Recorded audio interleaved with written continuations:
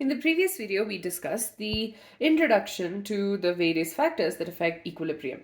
In this video, we are going to be talking about one of the important principles in this chapter, that is Chattelier's principle.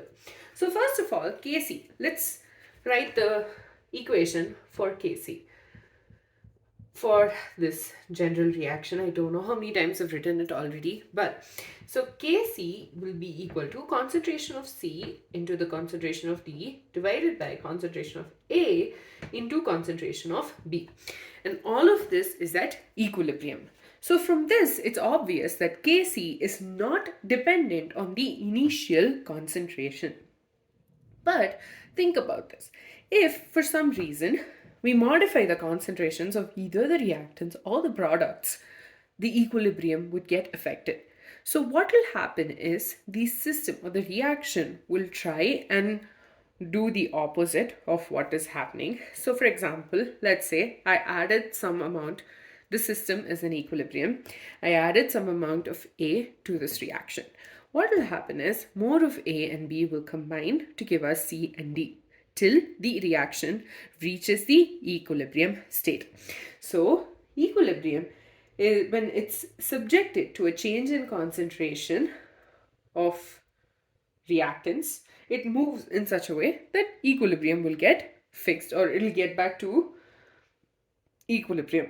Another thing is when there is a change in temperature or pressure. When there is a change in temperature or pressure, there will be a change so that equilibrium is achieved. So from this, two scientists, Chatelier and Braun, they made a generalization, and this is to explain the various effects of change in concentration, change in temperature, change in pressure on the system.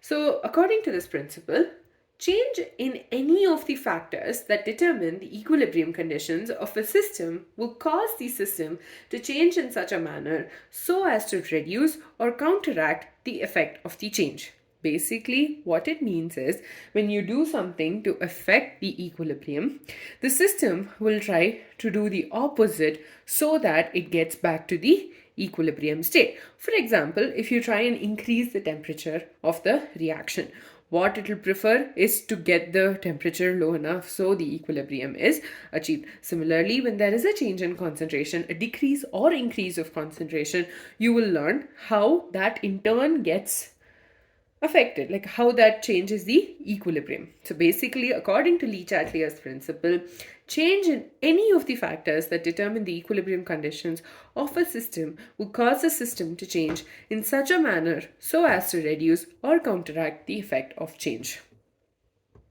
So any of the factors, as in concentration, temperature, pressure, that determine the equilibrium conditions, obviously with the change in any of that, the equilibrium conditions changes. It will cause the system to change, to reduce or counteract. So it tries to make sure that it opposes that change so that it gets back to the equilibrium state, or it reduces the change so that the system gets back to equilibrium. That is Chatelier's principle. So for example, think about this. When you dry clothes on a really two cases. One, when there's slight amount of breeze, and two, or three cases. Let's take three cases. Slight amount of breeze is case one. Extremely humid is case two. And extremely dry, like humidity is almost close to zero, is case 3. Obviously, in the first and the third case, that is when there's some amount of breeze, and when there is a very less humidity, the clothes will tend to dry quicker than when there's humidity, because your system and surroundings. It's again it's somewhat seems like it's related to thermodynamics again, but the other example is when you have on especially humid days, if you notice your skin gets super sticky, that's because the sweat does not get evaporated immediately, and that is really annoying, but that is also because of Chatelier's principle. So that is it. But in the next couple of videos, so remember this, basically our system is trying to get to an equilibrium state. Whatever it does because we are doing some like we're doing something that affects the equilibrium, the system in turn will try and make sure that it can fix it and get back to the equilibrium state. In the next couple of videos we will be discussing how the change in concentration is going to affect the like how will it react, like how the equilibrium will change when there is a change in concentration, how it'll change with change in pressure, temperature, the effect of catalyst. With that, we're done with the Chatelier's principle. I hope you understood this, and in the next video we are going to be discussing effect of change in concentration.